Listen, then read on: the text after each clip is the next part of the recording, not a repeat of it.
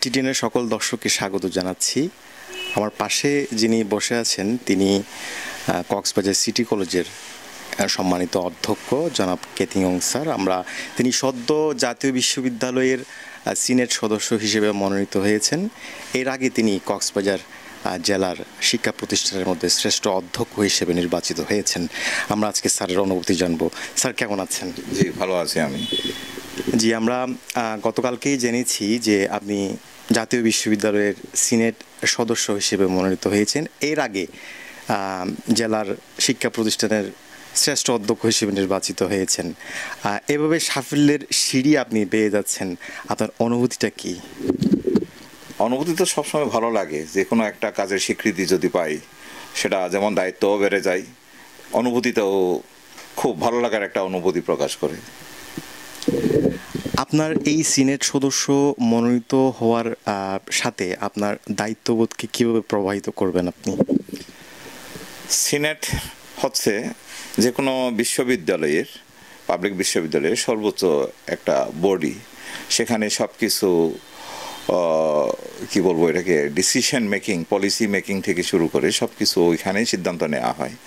তো ওইখানে যখন আমাকে মনোনীত করা হয়েছে ইউনিভার্সিটি কর্তৃপক্ষ, এবং আমাকে মনোনীত করা হয়েছে একাডেমিক কাউন্সিলের সুপারিশ ক্রমে, মাননীয় উপাচার্য মহোদয় আমাকে সেখানে মনোনীত করেছেন। এই কারণে আমি মাননীয় উপাচার্য প্রফেসর ডক্টর মশিউর রহমান স্যারকে কৃতজ্ঞতা জানাই এবং ধন্যবাদও জানাই। আর এর সাথে সাথে যেহেতু এটা সর্বোচ্চ বডি, এখানে কাজ করার স্কোপ যেমন আছে, দায়িত্বও তেমন আছে। তা আমি সবসময় দায়িত্ব নিয়ে যে কোনো কিছু চ্যালেঞ্জ মোকাবেলায় আমি আনন্দ পাই। যে কোনো চ্যালেঞ্জিং জবকে আমি পছন্দ করি। এই ক্ষেত্রেও হয়তো সে ধরনের হবে, আমি কিছু একটা করতে পারবো বলে আমার বিশ্বাস আছে। একজনের সিনেট সদস্য হিসেবে আপনার প্রধান লক্ষ্যগুলো কী কী হবে? ইউনিভার্সিটিতে যে সমস্ত ভালো কাজ আছে, আসলে জাতীয় বিশ্ববিদ্যালয় তো বিশাল একটা কর্মক্ষেত্র। আমাদের বর্তমান ভিসি মহোদয় প্রফেসর ডক্টর মশিউর রহমান উনি বলে থাকেন, বাংলাদেশ মানচিত্র সম এটা পরিধি ব্যাপ্তি।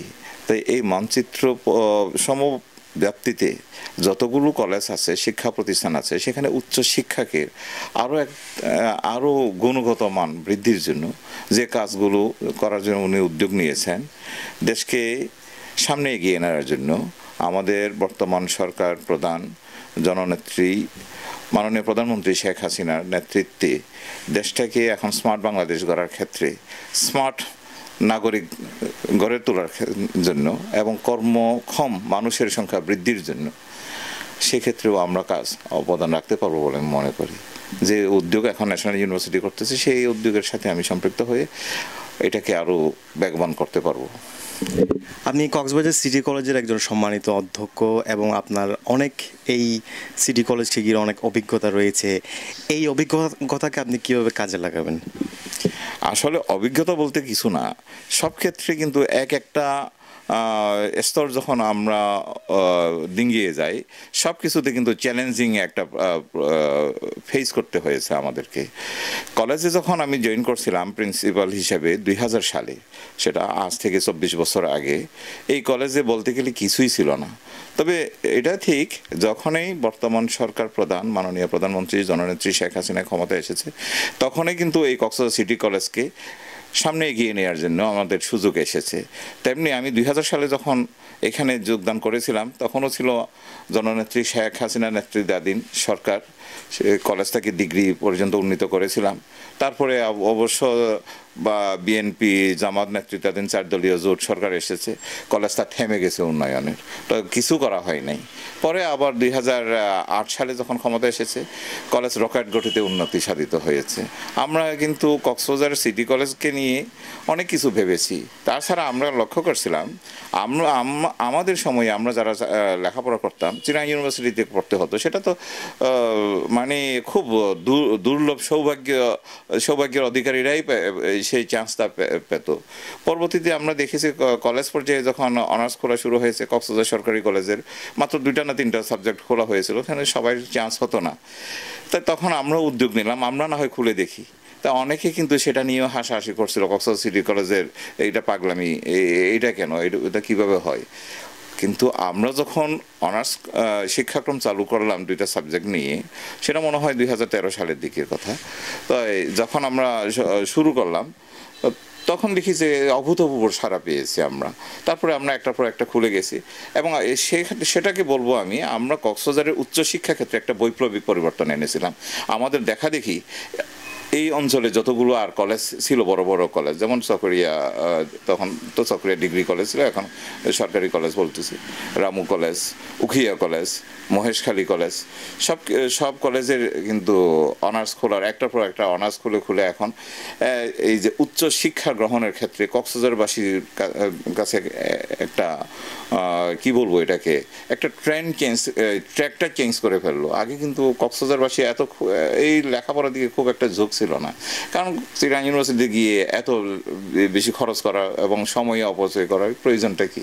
কারণ এখানে যেখানে সমুদ্রের পানিকে শুকিয়ে লবণ করা যায়, সমুদ্রের পানিকে, অর্থাৎ আমি যেটা বলতে চাচ্ছি, সমুদ্রের পানিকে বিক্রি করেও তো এখানে পয়সা বানানো যায়, সেখানে লেখাপড়াটা আর প্রয়োজন করে এখানে সময় নষ্ট করে। এই ধরনের একটা এখানকার মানুষের কি বলে এটা প্রচলন ছিল এটা। এখন কিন্তু সেটা না।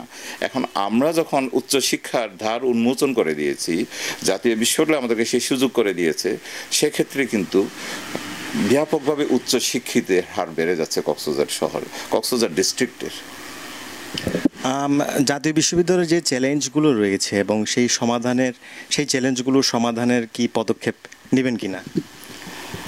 চ্যালেঞ্জ তো আমি দেখতেছি না কোনো কিছু। জাতীয় বিশ্ববিদ্যালয় যা কিছু করেছে এটা দেশকে সুন্দরভাবে গড়ে তোলার জন্য, অর্থনৈতিক ভিতটাকে শক্ত করার জন্য, এবং মানুষের ভিতরে, সাধারণ মানুষের ভিতরে, এই যে তরুণ প্রজন্ম যারা আছে শিক্ষিত গড়ে তুলে ওদেরকে আত্মপ্রত্যয়ীর, আত্মবিশ্বাসীর, দেশপ্রেমে উদ্বুদ্ধ করার এবং সততা নিয়ে দেশটাকে এগিয়ে নিয়ে যাওয়া, নিজেকে গঠন করা এবং দায়িত্বশীল ব্যক্তি হিসাবে সবাই যাতে এই সমাজটাকে গড়ে তুলে, সেভাবে তো গড়ে তুলতেছে। আর জাতীয় বিশ্ববিদ্যালয় বর্তমানে যেটা চ্যালেঞ্জ হিসেবে নিয়েছে সেটা হচ্ছে কি, শুধু লেখাপড়া সার্টিফিকেট অর্জন না, এটা যাতে এই সার্টিফিকেটটা কাজ দেয়, এই কারণে সে লেখাপড়ার পাশাপাশি একটা সফট স্কিলের যাতে ডেভেলপ হয়, সেটাও তো করতেছে। আমাদের কলেজটাকেও তো আমরা সেভাবে সাজিয়েছি।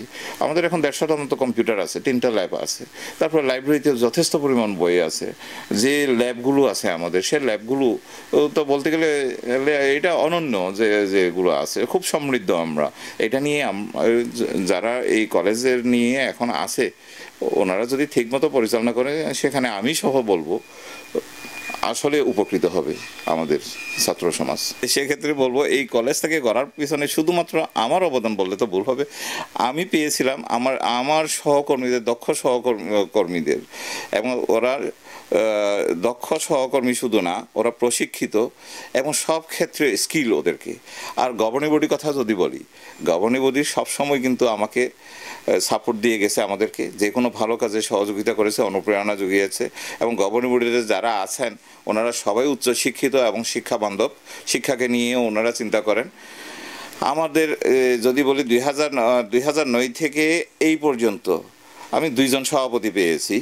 একজন হচ্ছে সাবেক এমপি অধ্যাপিকা এথিন রাখাইন এবং আরেকজন হচ্ছে অ্যাডভোকেট ফরিদুল আলম। আমি 2জনকে চমৎকার মানুষ পেয়েছি। ওনাদের অবদান অস্বীকার করার আমার কোনো কী বলবো কমতি নাই, অস্বীকার আমি করব না। কারণ ওনারা 2জনের মধ্যে আবার এথিন রাখাইন তো দীর্ঘদিন সময় ধরে যখন দায়িত্ব নিয়েছিলেন, তো মানে সকল দিক থেকে আমি সহযোগিতা পেয়েছি। আর এখন বর্তমান যিনি সভাপতি আছেন অ্যাডভোকেট ফরিদুল আলম, উনিও তো আমাকে সহযোগিতা না, একেবারে অনুপ্রেরণাও দিয়েছেন, সাহসও যোগাচ্ছেন। তো ঠিক মতো কলেজ চলতেছে। এখন যদি পরিস্থিতি ঠিক থাকে, সব কিছু আমাদের ইকোনমিক্সের ভাষায় যদি কথা বলি, if other things remaining the same, এই কক্সবাজার সিটি কলেজ কক্সবাজারবাসীদের স্বপ্নর বাস্তবায়নের পথে এগিয়ে নিয়ে যাবে। আপনার সিনেট সদস্যের এই যাত্রার সাফল্যের পরিমাপটা আপনি কিভাবে দেখবেন? এখনও তো সিনেটে আমি যাই নাই, এখন মনোনীত হয়েছি। আগে সিনেটে যাই, ওইখানে কর্মপরিধিটা লক্ষ্য করি, তারপরে সুযোগ বুঝে আমার ভূমিকা যদি আমি রাখতে পারি, অবশ্যই সেটা পরিমাপ হবে। এখন সেটা দেখা যাবে, সব কিছু তো দৃশ্যমান হবে। অসংখ্য ধন্যবাদ স্যার আপনাকে। আমরা এতক্ষণ কথা বলছিলাম কক্সবাজার সিটি কলেজের সম্মানিত অধ্যক্ষ জনাব কেতিং স্যারের সাথে। স্যারের সফলতা কামনা করছি। দর্শক এতক্ষণ সাথে থাকার জন্য অসংখ্য ধন্যবাদ। আপনাদের সাথে এতক্ষণ সংযুক্ত ছিলাম আমি ইমতিয়াজ আহমেদ। ধন্যবাদ সবাইকে।